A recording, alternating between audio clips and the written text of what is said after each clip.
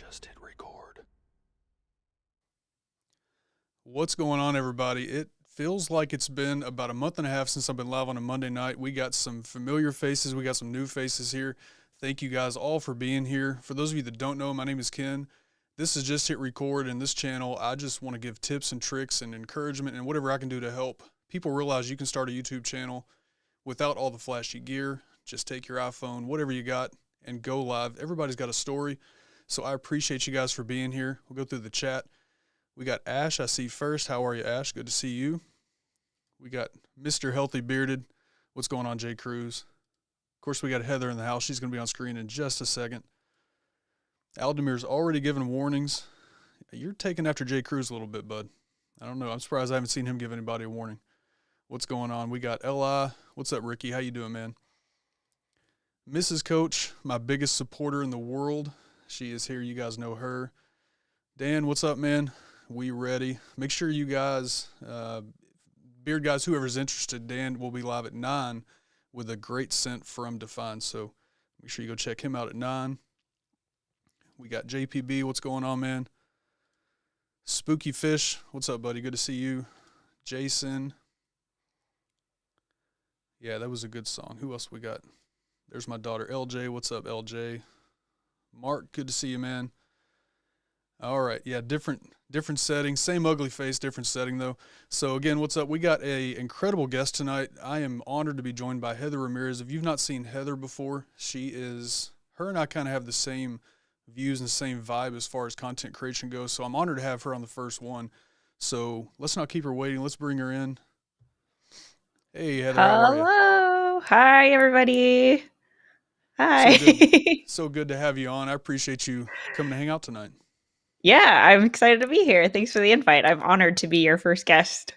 I appreciate it. So we will get right to the interview because there will be people coming in that are content creators like us. That one reason that I was really drawn to you and to Tom and to some other people, but definitely you guys, is because of your guys' view of content creation. Yeah. So, but let's go before that because I kind of know your and Tom's story. I know how you got into content creation. So just tell us a little bit about yourself before content creation. What brought you up to that point?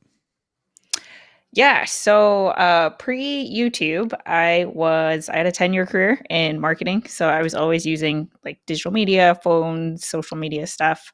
And the last job I had was working at a private school for grades 6 through 12. And basically, this was 5 years ago, but the dialogue that I was seeing was, all the adults telling the kids to get off their phones and the internet is dangerous and all of this. And I was like, yeah, but I use my phone for my full-time marketing career.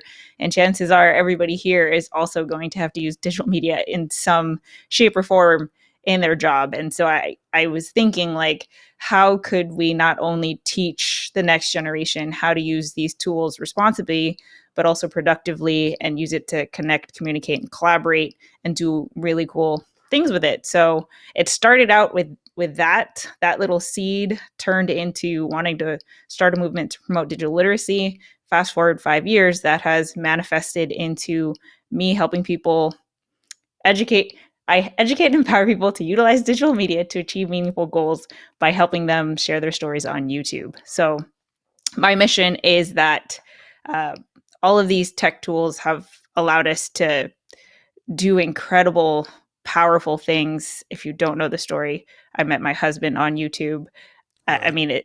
So I do YouTube full time. I work with incredibly passionate people with all different kinds of stories. So, YouTube definitely changed my life, and I feel very compelled to share that potential with other people. So that's my mission. That's how I got into it. I started out by documenting my journey as a newbie entrepreneur, having no idea how to start a business back in April of 2016. And I just it's crazy how different the climate was back then, because I had nobody. There was no Kens or Heathers. There were no coaches that were at least accessible. Like, I knew of the bigger guys, but they were never going to give me the time of day, this newbie who's at 0 subscribers. So I think that almost worked in my favor because I didn't have anyone to compare to. I didn't even cross my mind like, oh, what camera should I use?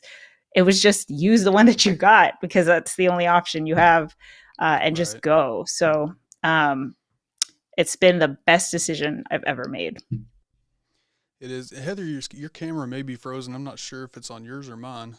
Oh, Um, hold on, give I me think one you may second. be frozen. Yeah, no worries. So, Can you hear me still? yeah, you sound great. I can hear you just fine. So, there, I think you're back. Are we back? We're back.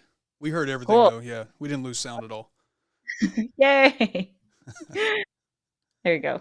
I stopped looking because I I hear was you. looking at the camera. Yeah, so I love the way that you got in content creation. Like I said, you and I kind of have some of the same views as far as, I think that everybody has a story. Everybody has a reason to create content. There's an audience out there, I think, for everybody. Um, Yeah. Obviously, everybody's at different levels of being able to start. We all learn different things, but I think everybody has a reason to tell their story.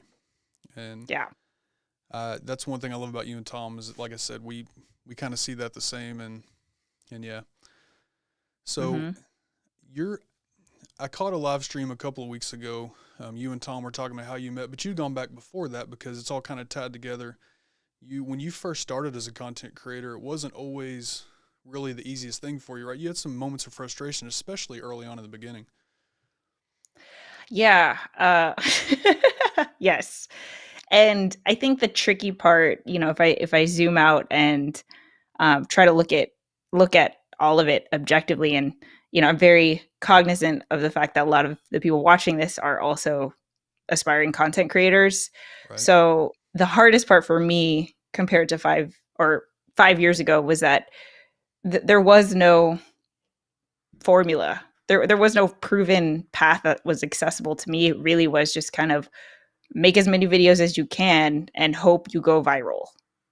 That was it. That was the only, like, the numbers really dictated your success, and it's just such a hard game to play, especially now, I think, because there's so many YouTube channels and there's new people Right. popping up every day.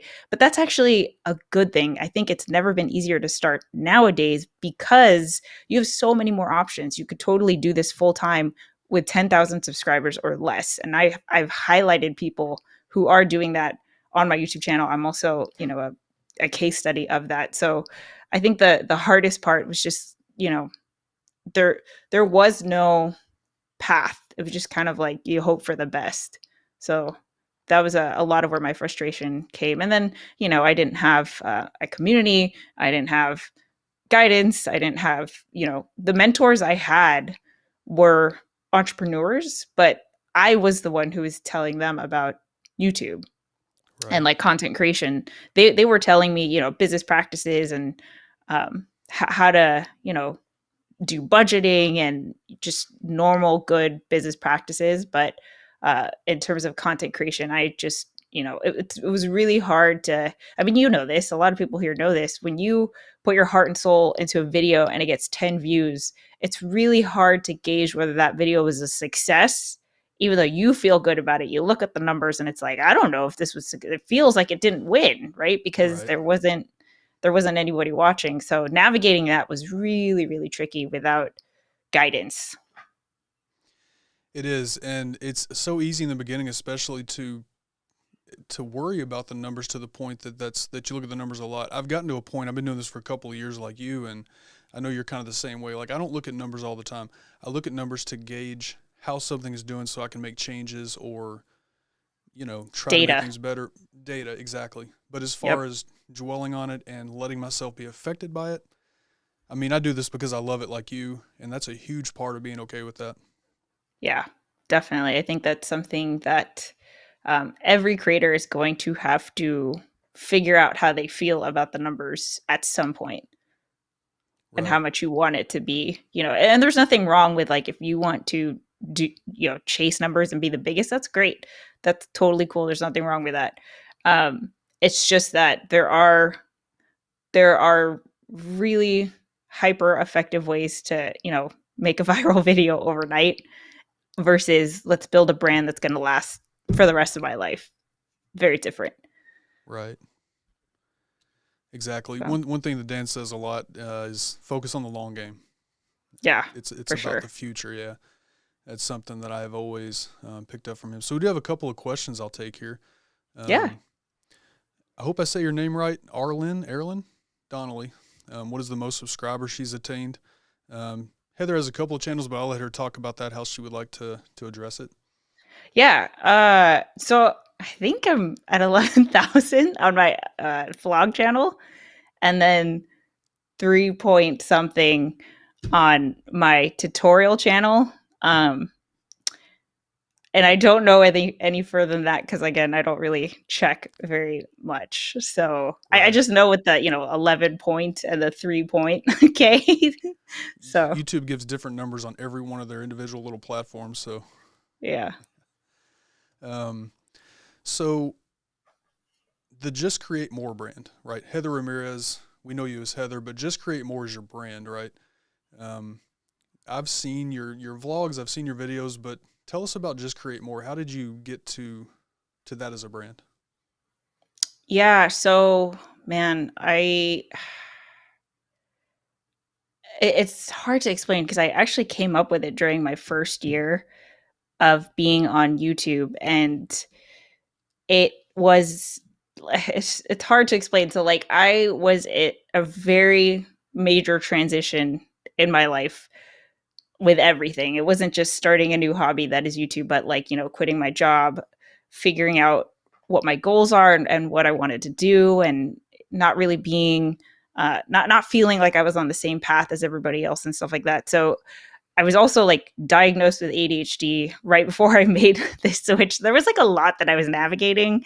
And basically, I would get burnout a lot. And I didn't know how to handle that. Did that mean that I needed to stop? And what I found was that when I would try to channel that anxiety into creating a piece of content, it ended up being a piece of content that, one, not only was I ended up being proud of creating, but then two, that's the one that ended up resonating with people the most because it was when I was struggling. It's like, this is what I'm struggling with right now. And I'm just telling you like it is. And that's when the comments would be like, oh, I'm thinking about starting a business as well. Or, my parents are not being supportive of my entrepreneurial journey either. Watching you do this is inspiring me and all of that. So that became a motto. I made it my brand that was like, Heather, just create. Get out of your own head and just create more. That's it. That's the answer to everything. Whenever you feel doubt or you're debating, just create more. And it's not like a hustle culture or anything. It's more of Right. like you are capable of creating. So whatever you're going to come up with is going to further the cause. And a lot of the times you're going to end up creating a video that has never been done before because you're starting with a blank slate. And I felt like what I would do is, play the comparison game of I think I need to make a video that looks like this. But it's like, no, make the video that just ends up being what it is. And that is your voice. So, Right. yeah. And Dan's got a good point. He says one of her entire themes is that numbers do not equal value. Her value and influence go way beyond those numbers. Um, and that's true. And Erilyn Donnelly, I hope I'm saying your name right. If I'm not, I apologize. But she said, I figured someone needed larger channels to go full time looking to learn. I read something Yeah. today that a lot of, it's possible that there are people that watch your channel that may not be subscribed or may not even interact with your content, but you're reaching people you don't know of. And a lot of times, what you may see as, who may become future clients or people that you work with or whatever, they may have nothing to do with YouTube or your channel, but you're still reaching them. So I think that obviously I'm not there. Heather would have far much more advice on that than me, but I think the size of your channel doesn't necessarily keep you from or even going full time either way. I think it's more about your brand and how you connect with people. Yeah, so I think it's important to be conscious of the business model that you are applying. So if you want to be what we know as your YouTuber, right? Like if you think of YouTuber, you think of influencer, you think of content creator, you think of gold play button, millions of subscribers. Yeah, if you want to monetize that way, you need the volume. that's just how it is, because a lot of the times you are going to be working with brands that want those numbers, right? So you're Right. going to need a loyal audience. They want the watch time, they want the views, and a lot of what you're selling is attention. I couldn't play that game. I tried and I failed terribly at it. I just don't think I have mass appeal. I am also not passionate about fame or fortune. So it just wasn't, I didn't care Right. to figure out how I could crack some code to get more numbers. And again, I just want to say there's nothing wrong with someone who wants to do that. You know, I have friends that have gone into the millions, and that's great. It's just not my thing. And what I have found is that if you instead look at YouTube as a tool to help you offer value, where you can offer a service or product at a premium price, to me it's easier, because you don't even need 10,000 subscribers. You know, I've just interviewed someone recently who only had 3,000 and was able Right. to go full time. And here's the thing, I went full time the first, like, on day one. I have never had a job since for 5 years. That's not saying, you know, I don't recommend like quitting your job and figuring it out. I was Right. willing to take that chance. But and there were definitely months where I struggled and had to like figure stuff out. But yeah, I have been doing what I love and working in this space since day one, despite having relatively lower numbers. Yeah. Yeah. I don't know. I think you and I kind of have the same, like I said, I've said this a few times, you and I have the same outlook. First and foremost, I want to help people, and I know that's what you want to do also. Um, you know, if you don't get rich or famous doing that, so be it. If you're helping people, I know that's what makes you happy. Yeah. So I had a question. I know you know JPB. He's actually been live with you for a little bit before, just playing beer. He Yes. said, "What's one thing you wish you knew when you started that you know now?" Let's see. Probably that not any one thing will determine your success. So I always felt like, oh, you know, when I get that camera, when I do that collaboration, when I finish my online course, when my channel hits 5,000 subscribers, when, you know, name whatever goal or milestone, it's all contributing, every single thing that you're doing. And really what it comes down to is every single piece of content that you create has potential and opportunity, and that's what opens the doors, right? And so it's just a matter of like making sure that you are, you know, sharing your passion and sharing your story through all the content that you're creating. And I believe, and I know it sounds, you know, weirdly optimistic, but I'm just living proof of that. Like, I met my husband on a video that's like 200 views 4 years later. You know, it wasn't, it was not the video where I was like, okay, let's set up the B-roll and, you know, get this fancy piece of equipment or anything. It was just like, I feel like going live today. Okay, cool. And he watched it after the fact, you know, it wasn't Right. even like he was live. So, yeah, did that answer your question? I forgot what your question was. Something you know Oh, now yeah, that yeah. you wish you would have known when you started. Yeah. That one thing I think is really cool about your and Tom's story, and exactly, I did 100+ videos with this, just this. So it's easy to start with it. But one thing I love about your and Tom's story is that when you guys were doing that stream a couple of weeks ago, y'all were talking about when you went to meet Tom for the first time. He was at his, I think he was at his school, right? Is that where you Yeah. met him at? Yeah. And you guys were going to talk about digital literacy. And I love the fact that Tom kind of married a role model, right? Because how many subscribers would you say Tom had when you all met? Gosh, I don't know, 4. I think 4. Yeah, 4 is what you said. Yeah, I think that's awesome. Yeah, Um, yeah. and so, yeah, you guys are living proof of doing this the right way. I got to do this real quick. So Disney Beardsman, I know this is off topic, but 37 seconds. I'll just give you one of these, my friend. Go, Pack, go! Go, Pack, go. Try not to limit your success with milestones. Yeah, to a point. I mean, milestones are definitely important, but you can't just focus on those. I know exactly what you're saying, Russ. So as far as you and Tom, you talked a little bit about it. Yeah. So you and Tom, I guess the question that I have, we'll kind of start with this, right? When you met Tom, you guys were going to go do a digital literacy thing together. You guys went to this event. Um, so that's how you all met. How long did it take before you knew Tom was the one? 2 months. Yeah. And the thing is, I will say, it was weird because I was so sure that, like, both of us were so sure that we wanted it to be just friends and like Right. just business, or we were just convinced that that's what the other person wanted. So for some reason, I don't know why, because we were like in our 30s, but we never dared to cross the line until I just couldn't take it anymore. So, but yeah, the whole thing was like 2 months from the day I met to the day we met in person to the day where we were like, okay, there's feelings. Right. So didn't take very long. Tom wants to know too. He said yes. How long? So, Oh and man.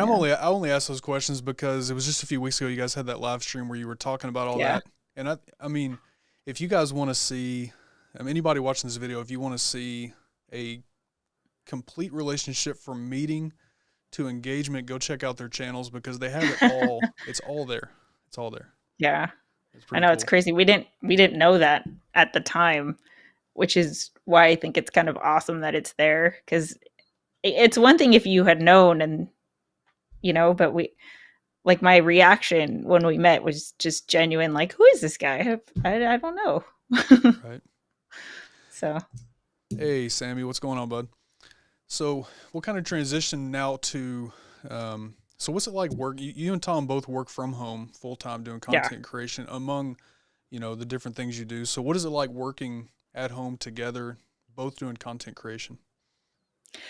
it's super fun. It's the best. So I mean, I could never it it's exactly what you think it is, like if you can live with your coworker, your business partner who's just as creative, same values, a lot of the content overlaps. He has a different approach to it. Actually, and our business models are totally different. So I saw a comment somewhere that was like, oh, um, could I be doing this full time without Tom? So yes, because I was doing it full time before Tom quit his job earlier this year. So he was a full time teacher and just switched to full time YouTube creator earlier this year.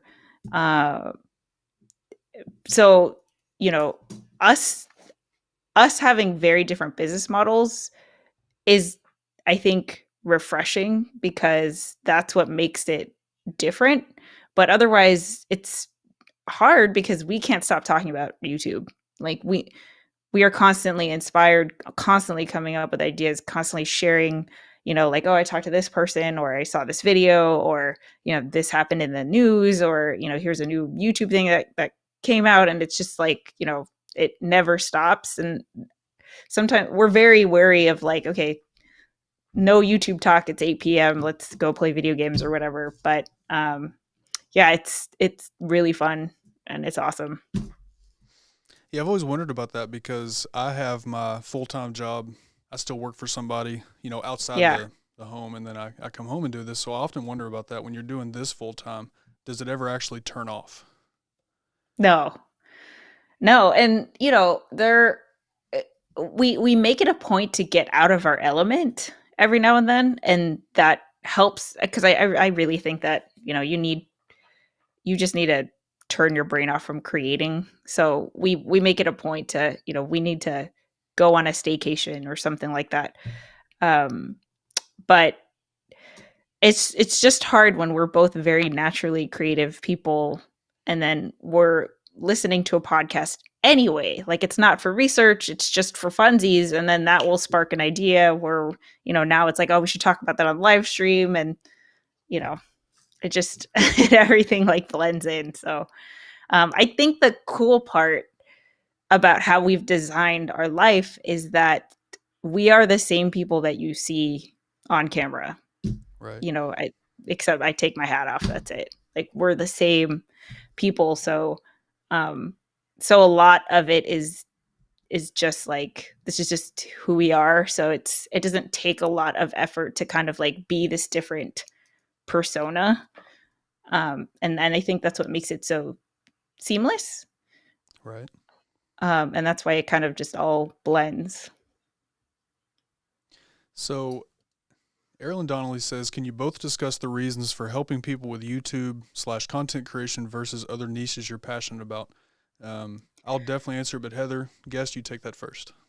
Yeah. So my niche that I was passionate about was digital literacy. So I'm lucky in that like the very first thing that I wanted to do was help people become more digitally literate, was to help people understand that, not just so like there's digital savvy, which is how do I use a phone? How do I set up a YouTube channel? But there's digital literacy that's like, okay, how do you use a YouTube channel to build a brand, start a business, connect with people all around the world?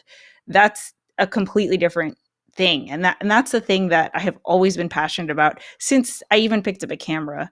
So that's always been my niche. Now, there have definitely been other interests that have popped up in the last 5 years. So I've started a channel for my dogs. I'm like this close to starting a channel about bourbon. I've always wanted to be a Twitch gamer. Um, but it all comes down to the thing that I want to be known for, and the thing that brings me joy and fulfillment is helping other people share their stories. I don't know. I don't know what that is about me, but I think it's like the teacher in me, the coach in me. Like I love seeing someone who feels unsure and not confident all of a sudden have a story that impacts somebody else around the world, where that impact can be life changing, and it would never have happened if not for them taking a chance and sharing their story. I love that, and it happens all the time. Like I'm lucky that I get to work with people like that. So yeah. Yeah, a lot of that's the same for me. So kind of the way that I did it. Now, I'll say first, if you do get into the bourbon stuff, I live dead center of the Bourbon Trail. I I got you. know. Yeah, we can. I can give you some tips or whatever you need to. That's awesome. Yeah, literally, I can drive 20 minutes that way, 20 minutes that way, 20 minutes that way, and That's there's so bourbon. cool. So, and How awesome. most of it's made right here. So, for me, so the other niche. So my first channel was in the beard niche. And I still absolutely love beard content. I love beard products. I love taking care of the beard, all that kind of stuff. Who would have ever thought there would be a niche on YouTube for beards, right? Yeah. Um, so Dan C. Bearded is how I got into that. Several years ago, I was in the Army a long time ago, got out. Now I can grow a beard, so I started growing one, but I need to learn how to take care of it. So anyway, long story short, I found one of Dan's videos, and that's how I got into this. So I've always liked doing tech video type work, so I started beard stuff. Like I said, I still love it, but over time of doing that, I started kind of being put in conversations and stuff where I was helping people, other guys that wanted to start beard channels. They would have questions about all the different stuff for starting a YouTube channel, everything from, the tech, the YouTube side, to actual doing the reviews, and I mean, you name it, it's part of it. So I kind of started helping people with that, and I realized how much I love helping people get their own channel started. There's some people that will say that there are a lot of reviewers, there's a lot of companies, there's a lot of people on YouTube, and there is. I talked about in a video this morning, every minute there's 500 hours of YouTube content uploaded, and that was a while. It's probably more than that now, I would imagine.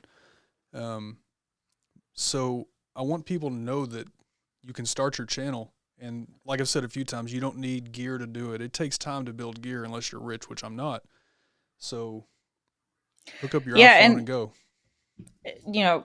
For Arlen, I will say that it might seem like channels who are focused on helping other YouTube creators grow fast, but this is a surprisingly hard niche because YouTube changes all the time. It's different for every single person. It's a creative endeavor at the end of the day. So, it's hard.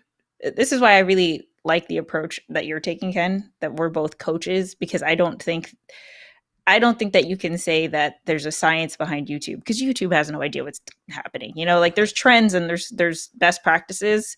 Like, we need to have good thumbnails and all of that. But, Right. What works for one person might not work for another person, or a niche. The beard community, you guys are totally different from how, gamers are operating, for example. Right. And then the other thing is that every YouTube educator is also like a professional YouTube content creator, right? So like to break through in terms of making a video about how to get more videos on YouTube and trying to get that to rank is really hard when you're going up against channels that already have 10 of those videos that are all ranking. Right. So I think if you want to be a YouTube educator, it takes you really have to have the passion for it, because um, you know, but there's not that many of us, which is why I was so excited. I was telling Ken this before we started. Um, this is a niche that desperately needs to grow, desperately. Because here's the thing: it's not too late to start, and it's never been easier, in my opinion. So if there are going to be people who start next year, they're going to pick up the camera for the first time, and they're going to, off they go to start sharing their YouTube videos, creating YouTube videos, building their online businesses, leveraging YouTube, all of that. They're going to need help. And I think it, just like we are seeing micro niches popping up on YouTube, I think we're going to also see like micro niche YouTube coaches, where you could work with the big guys, and probably because they're so big, you're going to have not as close access. Or you could work with someone like, Ken and I, where you could literally DM us on Instagram and get like instant feedback right away. I think it's important to have both. So I'm excited to see more coaches, in this space. Yeah, for sure. And the other part of that too is we each kind of build our own community also, right? So there's people that are going to watch your stuff Yeah, that won't look at mine. There's people that are going to watch exactly. mine that won't look at, somebody else's or whatever. And it's all about, I mean, Philosophies are different, approaches are different, preferences, all of that. right, right. And it was funny Yeah. when you said about, YouTube. As soon as they change something and we think we figure it out, they change it again. So, Yep. yeah. hmm So we're still trying to figure it out. But so Gary says, this is somebody. He says, I'm having a hard time finding the record button. When I find it, what do I do with it? You hit it, Gary. That's what you do with it. So he is a company owner. He's a beard company owner, and he's Oh, got a YouTube great. channel also, but he doesn't use it. I'm like, Gary, you need to upload some videos, man.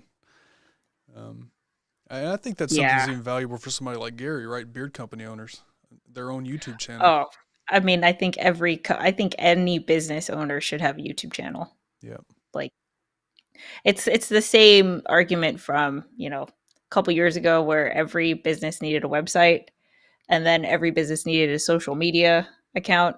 Now I think that, it's just a missed opportunity to not have a YouTube channel, in my opinion. You don't even need to be the one creating content. Just hire you guys and have them create content on your channel and just pay them. right. Now I heard you talking about this, and I love all the conversation here.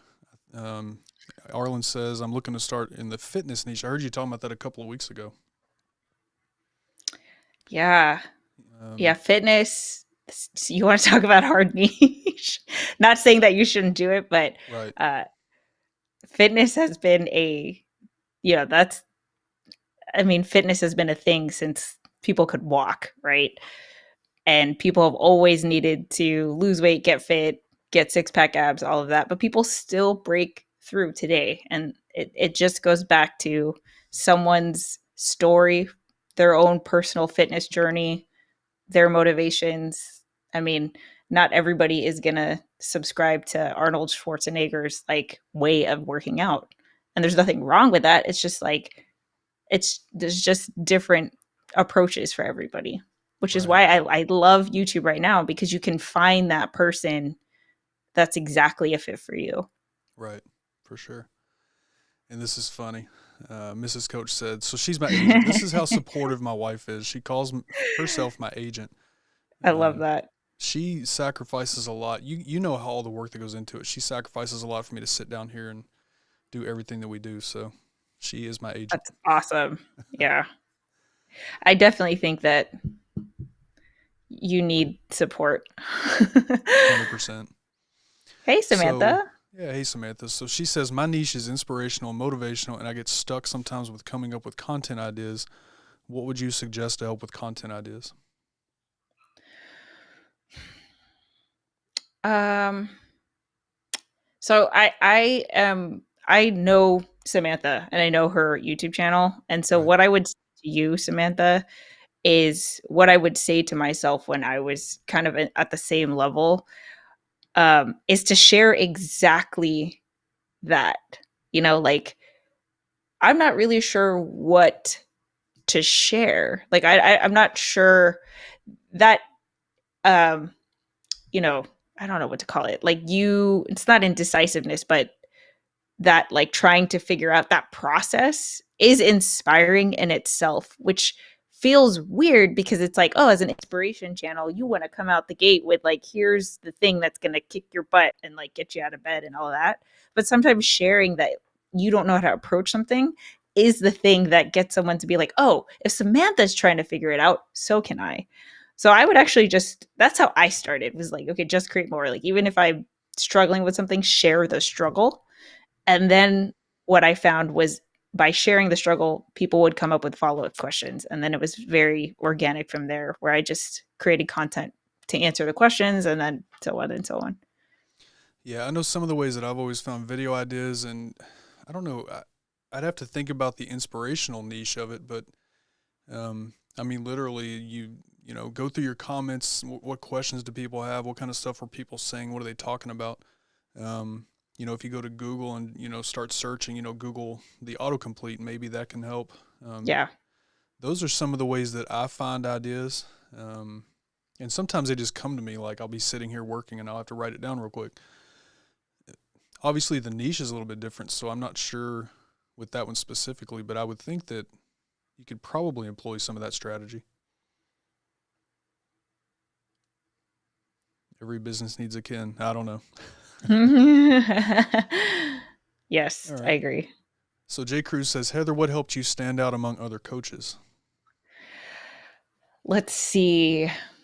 I think the thing that I decided will help me stand out was that my priority is not numbers focused. And I think that really differentiates me from other YouTube coaches that are, if you're taking the sponsorship AdSense approach and that's how you're monetizing it, you need the volume. And what I found in my own journey, and then also, case studies of working with people, is that oftentimes the content that ends up popping off is not the content that I want to create long term. And so I just really had a problem with that. And I was like, no, no, no. You don't tell me what to do, YouTube. I tell you what to do. Like there's a balance. Like, obviously, let's work together. So I look at the data, but I I believe that if you wanted to start a business like today, because you could do everything online, like YouTube is just leverage. It's the best marketing tool ever. So I forgot what the question was. Did I answer the question? Um, Sorry, I have yeah, ADHD. what helped you stand out among other coaches? Oh yeah. So yeah, like I think that because I'm not so numbers focused and more about the story and the brand and the business aspect of it, I think that helps me stand out. Well, that's how Right. I do things differently. So let's shift to a little bit about the passion economy, because that is how I found you on YouTube. Honestly, like I was saying, you had Dan on and you were talking about, and that's what your live stream, and I'll let you talk about that, but that's what your live stream is kind of modeled around, at least this specific show, creating in the passion economy. So how did you come with that idea? What is passion economy? What does that mean to you?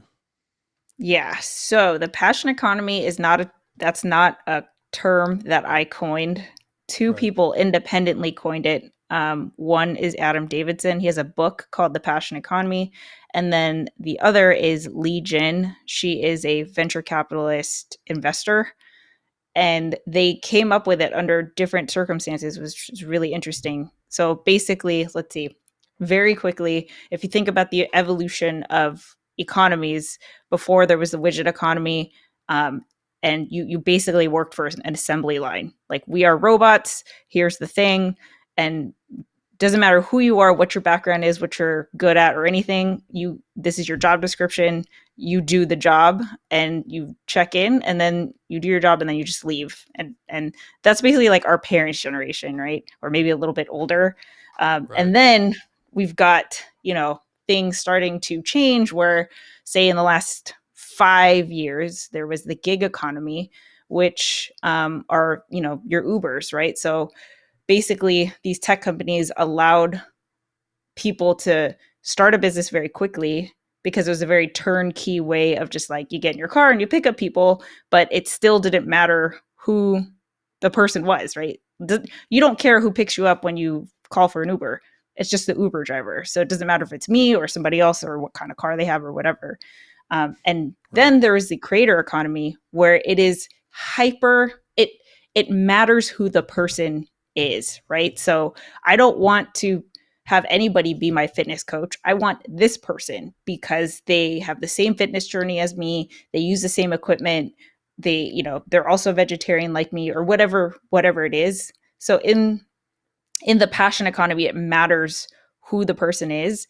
I forgot to mention the creator economy. So before, this was just the creator economy, where basically content creators would monetize off of AdSense or YouTube ads, sponsorships, and affiliates. But it's very much like the power is in the platform's hands and the company's hands. And if you say no to a sponsorship, the company doesn't care because they'll just sponsor somebody else. And so it almost, creators were just not in a position of power. And then it was just this weird thing, because now creators were starting to undervalue themselves, because it's like, oh, I'll do it for cheaper.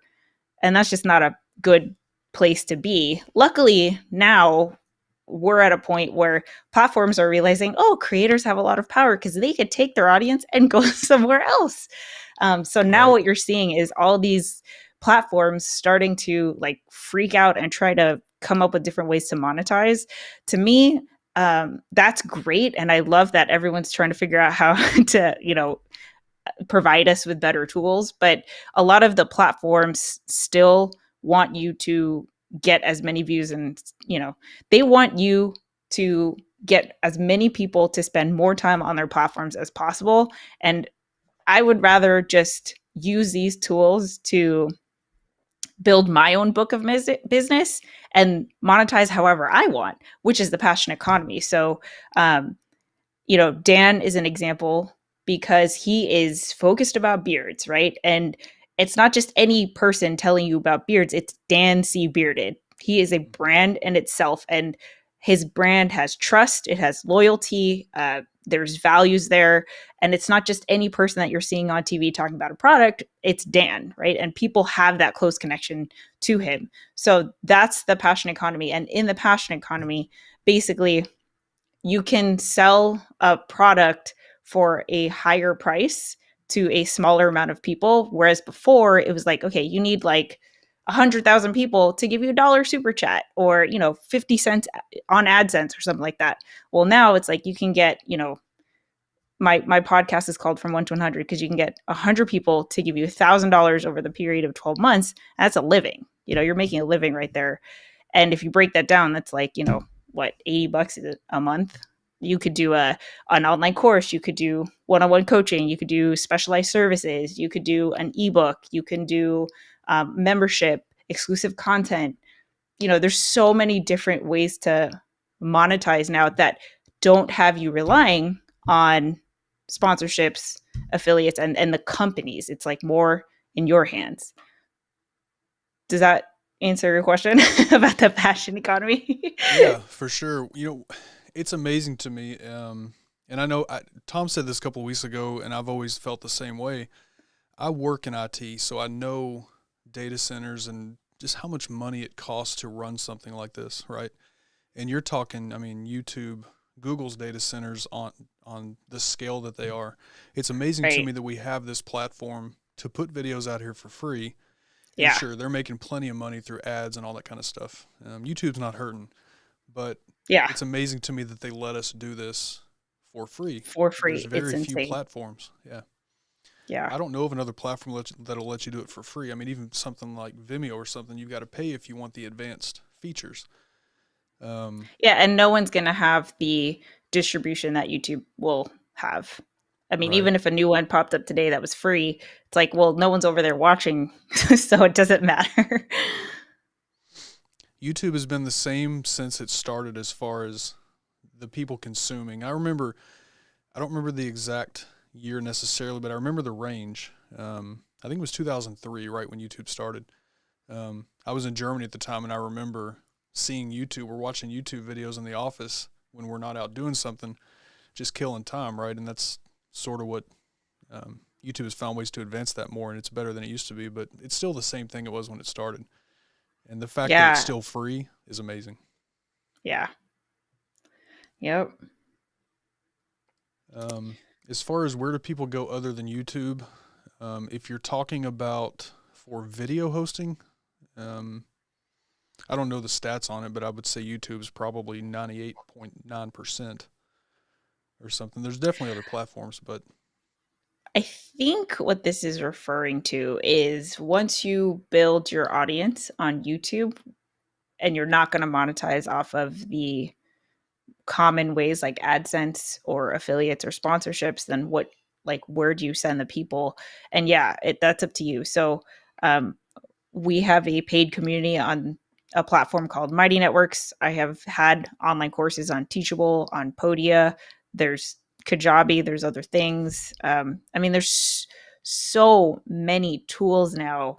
I can't tell you how many startups there are to help you monetize whatever your passion is, whatever it is, which is awesome. Like you could literally build a business doing absolutely whatever you want that provides value. It's awesome. yep. And I'm a member of that. It's a great, I was going to say real quick, if you are a content creator and there's several of you in here, if you are not part of Heather's community, Heather and Tom's community, definitely go check it out. It's valuable, the stuff that goes on in that group. I love being a part of it. So much good stuff there. So let's talk about that for a second. What is the Yeah. group? How did you and Tom come up with that idea? Yeah. So, what we really wanted to do was create a digital space for passionate and dedicated YouTube creators. And what we found was there was a lot of people, or there's a lot of spaces online for creators who are just starting out. But if you're just starting, it's a lot of the same questions of like, I don't know, how do I get as many subscribers as possible? And then it kind of drops off. Like once people start to see momentum, there's nowhere else to go. And we wanted, Tom and I are very different levels on our YouTube channel, and we wanted to create a space where two people doing completely different things or at different levels can still meet and network, connect, learn from each other, um, you know, just collaborate. And we wanted to create that space. So we didn't see it anywhere else. There are some on Facebook groups, but we're not fans of Facebook. So we wanted to create something that was just outside of the distraction that is Facebook. And Right. that's what our Mighty Networks is. So it's people from, people who are just starting to have been doing this 5 years, uh, monetizing in all different kinds of ways, different niches, different, subscriber levels on YouTube. And it's a really cool place. Like we're very, very proud of it. Yeah, it's for those of you that have not seen the group, there's Zoom meetings where they'll talk about stuff like tags or descriptions or, YouTube specific, how do you do your video? There's tech talk, cameras, microphones. If you can think of it, if it's part of YouTube, there's something in there for you. So if you're a content creator, it doesn't matter what niche you're in, definitely check Mm-hmm. out the group. Yep. Yeah. All right. So what about enthusiasm economy? This is something more recently I've heard you talk about. So enthusiasm Yes. economy, what is that all about? So what I found was that with the passion economy, um,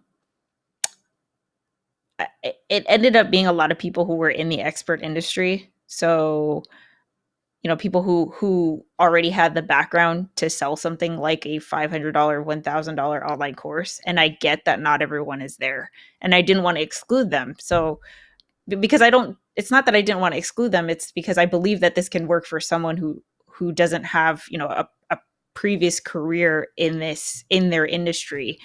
And that's when I was like, oh, enthusiasm, right? So if you are starting a new hobby, like for me and bourbon, nothing, zero. I have my inspiration for this was I had a really great old fashioned in Vegas when Tom and I went to go celebrate our 1 year anniversary. And I was like, oh my gosh, I love bourbon. I can't believe this is a thing that I don't know about.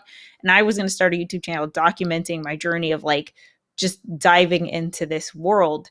So even though my experience level with bourbon is at 0, my enthusiasm is at 100, right? And I was like, there is totally a way that even if you are, have never run a mile, but you are willing to create content and build the community for people who are trying to run their first marathon. Like, you don't have to look a certain way or have 5 marathons under your belt to still be valuable to someone else who's trying to be on that same path. And that to me is the enthusiasm economy. You can still be at 0, but as long as you're passionate about bringing people together who are who are trying to do that same thing that you are, that is valuable in itself, to the point where people are willing to pay for that. And I think that's a very interesting product that is new as of the last 2 years. I think we've seen some of it offline, but especially because of quarantine and all of this, you're starting to see people start new hobbies and connect with people all around the world through the internet. And they're finding their community online, and they're willing to pay for it. So it's very exciting because a community is so much easier to me to monetize than to be a content creator. Because content creator, you have to create content regularly, all the time, and it's hard. Creating content is hard. Just create more. Like yesterday, I didn't even log in, and people are still connecting, having conversations, values being provided. People are like making connections, even though we're not there. And that's not to say it's not hard work. I think the brand that Tom and I have built have attracted the right people. So everything is great, but I didn't have to like make a video. So I think like being able to pair these different ways of monetization can really help you create a sustainable business today. Yeah, and I've got the group pinned to the top of the chat now. So JPB said, "Can you tag the group?" It's pinned there. You can also go to my website, kenthecontentcoach.com/affiliates, I think is what I called it. Website's new. But I'm pretty sure it's in the menu up top, and there's a link Yeah. to it there also. But yeah, but that's what's cool about it. Like you said, you attracted the right people, so there's so many good people in there, and everybody seems to have a different.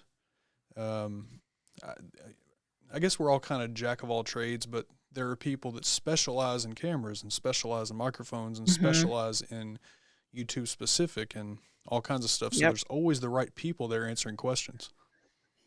Yeah. And I think that we are such an interesting example because you can apply this with any industry. So like, fitness is on my mind because we were talking about it, but like you can build a community around people who are running their first marathon, and you're going to have people who have run before, but then you're going to have people who care about smoothies, right? So they're going to help you come up with recipes to like make an awesome smoothie before or after your run. Or there's people who are going to be into stretching or yoga, but everyone is there to run their first marathon. And like the fact that everybody can contribute, it's not just the host, is such a powerful, refreshing thing. Because before it was like you had to be the giver 24/7. Like you're just constantly giving and giving and giving. And it's like, it's hard to do that, I think, without burning out really fast.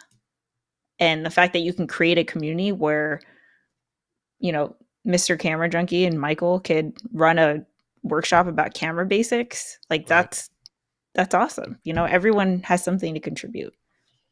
Yep, and that's what I love about the group. So again, it's pinned to the top of the chat. So if you guys want to check that out, you can kind of see. If you have any questions, you can ask me. I'm sure Heather wouldn't mind if you reach out to her. Um, all right, Heather. So what about the future? The future for Just Create More for Heather.